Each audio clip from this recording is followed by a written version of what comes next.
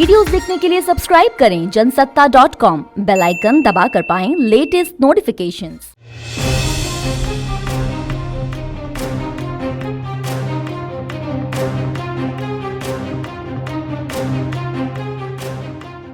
नमस्कार, स्वागत है आपका जनसत्ता में और मैं हूं कुमार संभव जैन। आज तारीख है 21 मई और दिन है गुरुवार का। देश में कोरोना का कहर बरप रहा है, लेकिन उससे ज्यादा साइक्लोन अम्फान ने डरा दिया। ये भयंकर तूफान बुधवार शाम ओडिशा और बंगाल के तटीय इलाकों से टकरा गया। अब दोनों ही राज्यों में तबाही का मंजर नजर आ रहा है। जगह जगह मकान ढह गए हैं, पेड़ उखड़ गए हैं और करीब 10-12 लोग मौत के मुंह में समा गए हैं। देर रात तक तेज बारिश और तूफानी हवाएं दोनों राज्यों के लोगों को झकझोरती रहीं। ऐसा अंधड़ बीते कई साल में न किसी ने देखा था और न किसी ने सुना था। हवा की रफ्तार इतनी तेज थी जैसे धरती की हर चीज को उखाड़ कर ले जाएगी।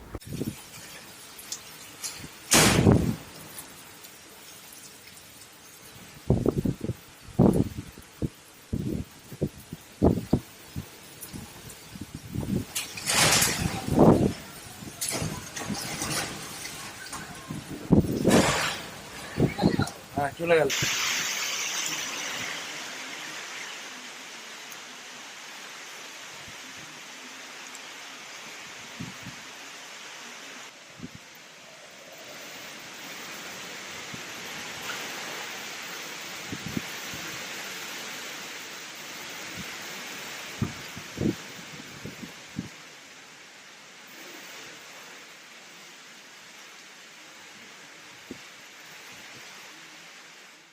साइक्लोन अम्फान ने ओडिशा और बंगाल के लोगों को चंद ही घंटों में कयामत की झलक दिखा दी।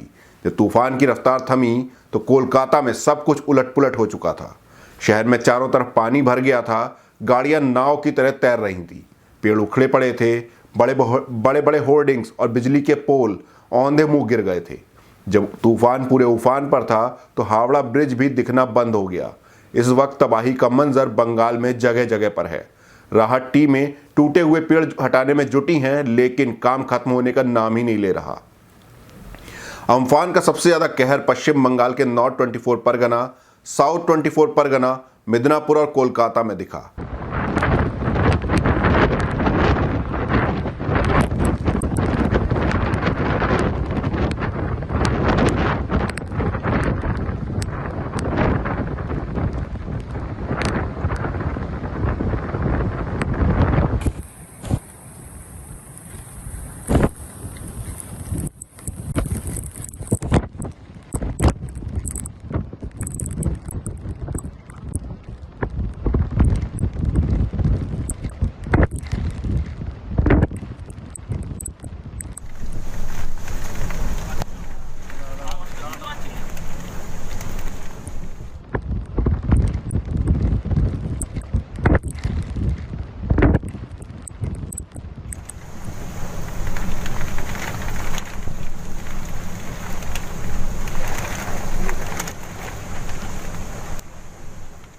उधर ओडिशा में तूफान का कहर कुछ कम रहा। यहां बालासोर, भद्रक और केंद्रपाड़ा में तबाही हुई है, लेकिन इन इलाकों में हवा की रफ्तार 110 किलोमीटर प्रति घंटा से ज्यादा नहीं रही।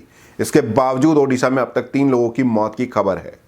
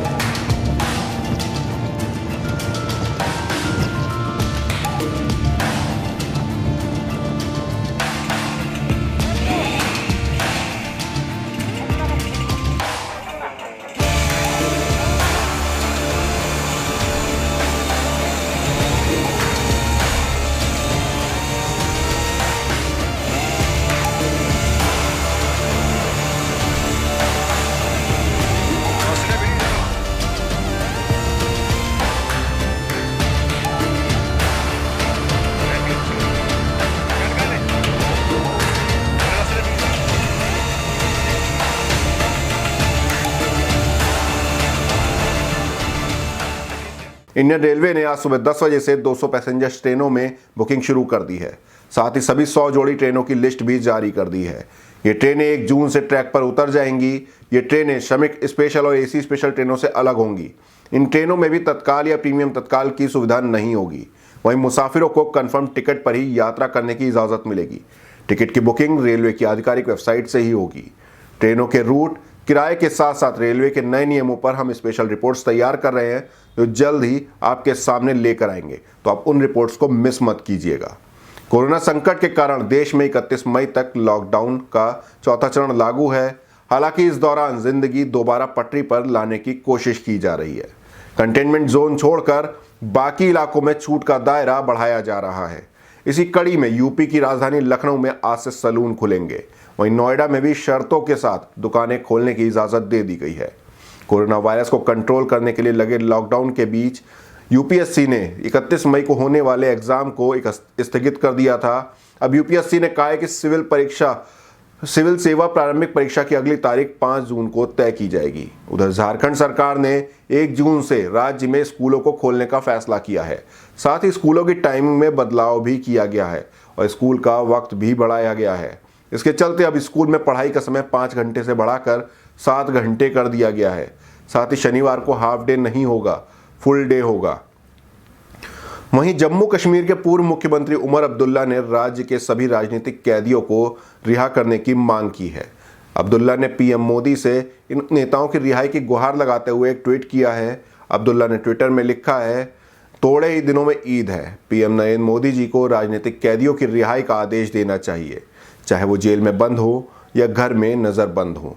इन लोगों ने ऐसा भी कोई गुनाह नहीं किया है जो इतने दिनों तक इन लोगों को कैद रखा जाए। अब इन लोगों का क्या फैसला होगा ये तो पीएम मोदी ही तय करेंगे। अब हम कोरोना वायरस के अपडेट से रूबरू हो लेते हैं। भारत में कोरोना वायरस पीड़ितों की संख्या लगातार बढ़ती जा रही है। देश में अब तक संक्रमितों की संख्या 1,12,000 के आंकड़े तक पहुंच चुकी है। साथ ही कोरोना से मरने वालों की संख्या भी 3,400 के पार हो गई है। सबसे ज़्यादा प्रभावित राज्यों की बात करें तो महाराष्ट्र में हालत बेहद खराब है। यहाँ पीड़ितों की संख्या 39,000 के पार पहुंच गई है। पिछले 24 घंटे के दौरान 65 नई मौतों के साथ अब मृतकों की संख्या 1,390 हो चुकी है। दूसरे नंबर पर तमिलनाडु है, जहां एक दिन में अब तक के सबसे ज़्यादा 743 लोग संक्रमित पाए गए। इसके साथ ही राज्य में पीड़ितों का आंकड़ा 13,000 के पार पहुंच गया है। तीसरे नंबर पर 12,000 से ज़्यादा केसों के साथ गुजरात है। उधर यूपी के बाराबंकी में एक ही दिन में 95 नए केस सामने आने से हड़कंप मच गया है। दरअसल बाराबंकी लखनऊ के पास एक छोटा सा जिला है। यहां अचानक 95 केस मिलने के बाद संक्रमितों की संख्या 124 पहुंच गई है। इनमें 122 एक्टिव केस हैं, जबकि सिर्फ 2 लोग ही अब तक डिस्चार्ज हुए हैं। वहीं पूरी दुनिया में अब तक 50,85,066 लोग संक्रमित हैं। 20,21,843 लोग ठीक हो चुके हैं। वहीं 3,29,721 की मौत हो चुकी है।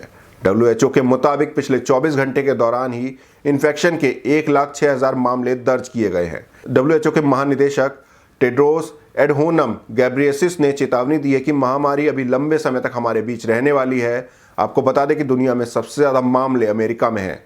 यहाँ अब तक 15,91,991 लोग कोरोना की चपेट में आ चुके हैं। 94,994 लोगों की मौत हुई है। हालांकि 3,70,000 से ज़्यादा लोग ठीक भी हुए हैं। दूसरे नंबर पर रूस है, जहां 3,08,705 लोग इन्फेक्टेड हैं और 2,972 लोग अपनी जान गंवा चुके हैं। रूस में 85,000 लोग ठीक होकर अपने घर जा चुके हैं। ये थी अब तक की बड़ी खबरें। आपको हमारी रिपोर्ट कैसी लगी कमेंट बॉक्स में ज़रूर बताएं। देश दुनिया की और भी खबरों से रूबरू होने के लिए बने रहिए जनसत्ता के साथ।